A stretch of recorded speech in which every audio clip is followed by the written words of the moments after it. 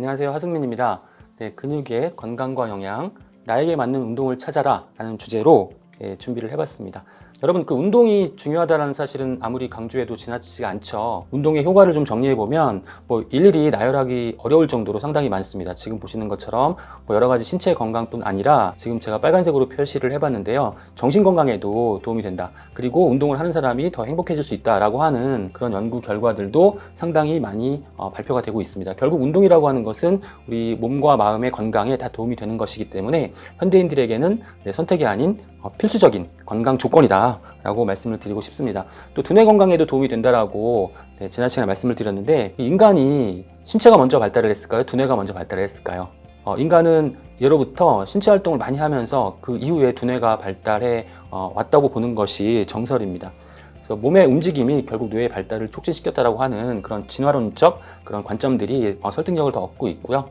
또 우리가 신체 활동이라는 것이 아주 정말 복잡한 일련의 과정이기 때문에 결국 이러한 신체 활동을 한다는 것이 두뇌 건강에 도움이 된다는 것이고, 지금까지 로봇이나 인공지능이 인간의 한계를 많이 넘어서고 있지만 아직까지 인간의 움직임에 대해서는 그 접근조차 하지 못하고 있다는 그런 사실만 보더라도 얼마나 이 신체 활동이 두뇌 건강에 도움이 되는지를 우리가 엿볼 수가 있습니다.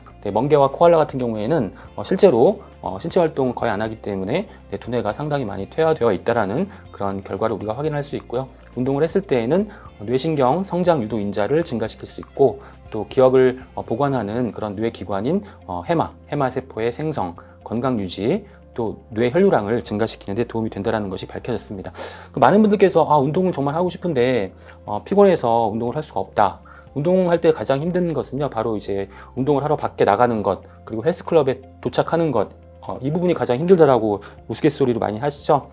피곤해서 운동을 못하겠다 라고 하시는 분들이 많이 계신데, 실제로 미국의 세계적으로 유명한 그 메이오 클리닉에서는 다음과 같은 내용을 발표를 했습니다.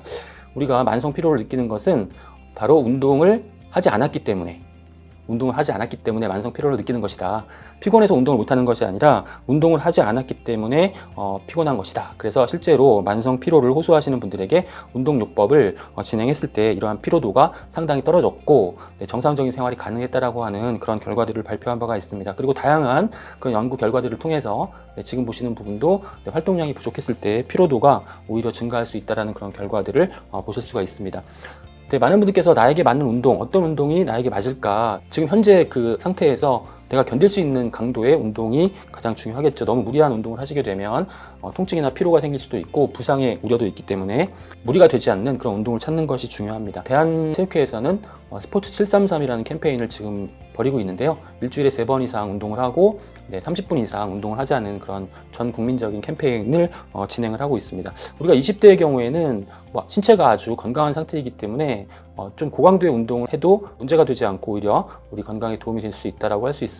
축구나 농구, 좀 강렬한 그런 운동, 테니스, 달리기, 자전거 등 활동적인 전신 운동이 중요하고, 그다음에 근육, 폐, 순환계 기능 향상에 효과가 있는 그런 운동을 할 것을 권장하고요. 30대가 되는 경우에는 유연성이 떨어지는 시기이기 때문에 운동 전후에 스트레칭을 꼭 하는 것이 필수입니다. 조깅이나 요가, 배드민턴 등 유산소 운동과 근력 운동을 병행하는 것을 추천합니다. 40대의 경우에는 질병이 이제 많이 발생하는 그런 시기가 시작되었기 때문에 질병을 예방하고 치료할 수 있는 운동, 또 골절 위험이 있는 운동 자제를 하시고 등산이나 수영, 빨리 걷기 등을 추천을 하고요.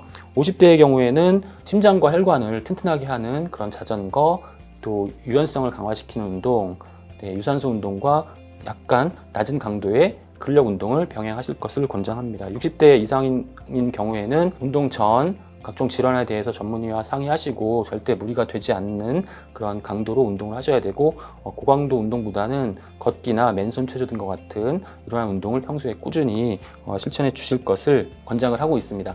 정말 좋은 운동으로 최근에 많이 추천되고 있는 운동이 바로 자전거입니다. 자전거는 근육 운동과 유산소 운동을 같이 할 수 있는 그런 운동으로 각광을 받고 있는데, 자전거 1시간 탔을 경우에 360kcal 이상의 에너지를 소비할 수 있고 1만 보 이상을 걷는 효과를 얻을 수 있다고 하고요.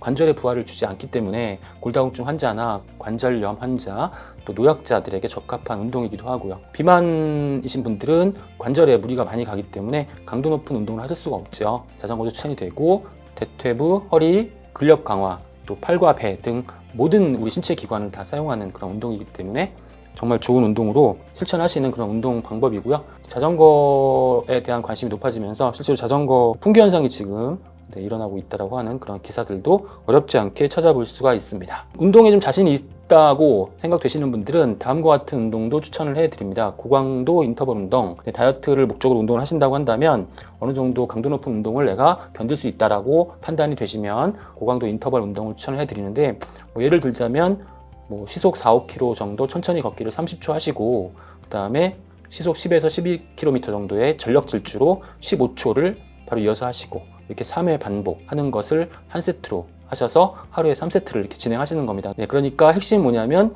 아주 천천히 저강도 운동을 하고 바로 고강도 운동을 하고 이렇게 반복을 하시는 거죠. 반복을 하시면은 어떤 효과가 있냐면 달릴 때 사용하는 근육을 강화시킬 수가 있어서 이제 근육 운동의 효과가 있습니다. 그리고 애프터번 효과 이렇게 발생한다고 나와 있는데, 이 애프터번 효과에 대해서는 다음 페이지에서 말씀을 드릴 거고요. 그리고 달리는 운동이기 때문에, 달리거나 걷는 운동을 반복하시는 운동이기 때문에 유산소 운동의 효과를 극대화시킬 수가 있습니다. 다만 전력 질주가 포함되어 있기 때문에 뼈나 관절, 호흡기, 심혈관계에 문제가 있는 경우에는 좀 주의를 하셔야 될 필요가 있습니다.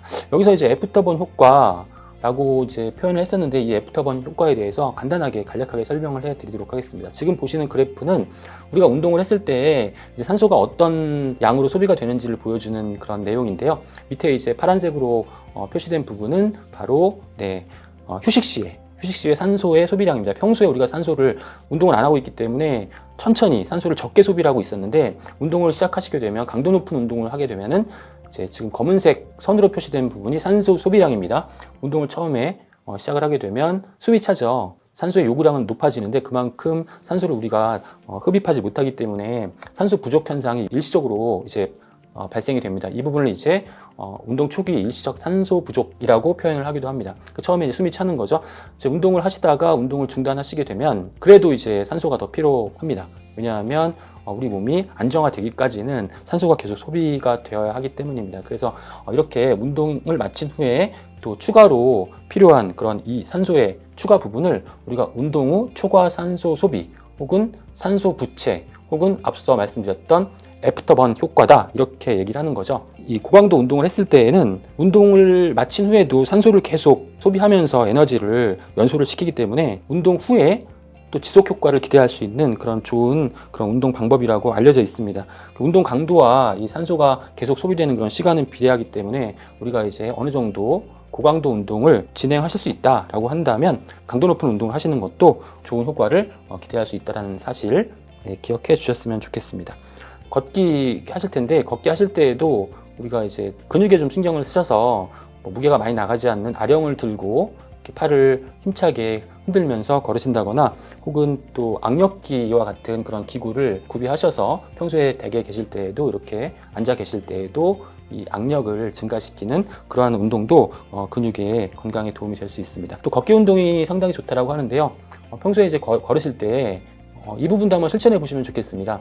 보폭을 조금 더 넓게 10cm 더.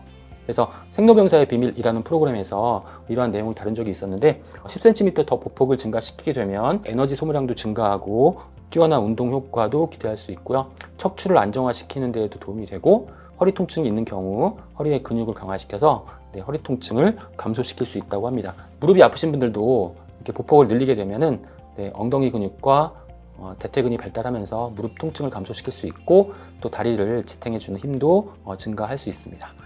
걷기 운동은 또 두뇌 기능 강화에도 도움이 되기 때문에 인지 기능이 떨어지는 것을 막고 인지 기능 향상에 도움이 될 수 있습니다. 우리가 운동을 하는 이유는 기초 대사량을 증가시키기 위해서 운동을 한다라고 생각하시면 됩니다. 이렇게 우리가 여러 가지 방식으로 에너지를 소비하게 되는데, 운동성 에너지 소비가 바로 이제 유산소 운동과 근력 운동인데요.